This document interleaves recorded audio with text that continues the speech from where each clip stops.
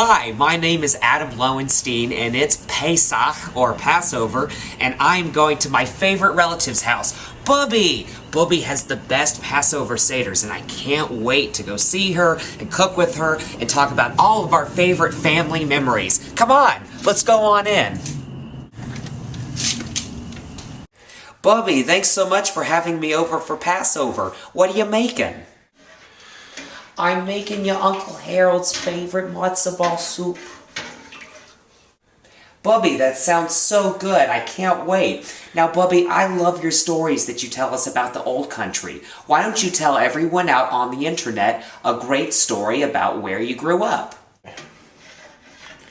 You want to hear a story? Well, back in my day, we didn't have this inter-tube web of whatevers you call it. You want to know how I met your grandfather? It wasn't from this J-date hooligan nonsense. We used to go to the town fence. There was one fence, that's how poor we were. And I saw your grandfather, and he had, such a nice-looking hat, and we used to love the men that had the hats and the... Bubbe? Yeah. Yeah, Bubbe.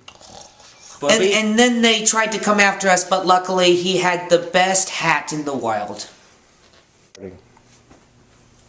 Well, Bubbe, it sure has been fun spending time with you on Pesach. Do you have anything else that you want to say to the people on the internet?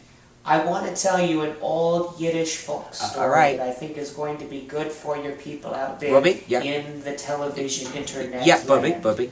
This is a story about a young man that I knew who lived with his auntie and uncle. No, Bubbe. He was a poor child and he lived out in the Middle East. Okay.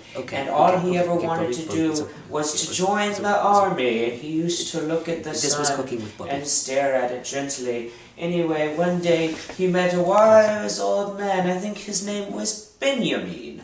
And Benjamin told him all about his past and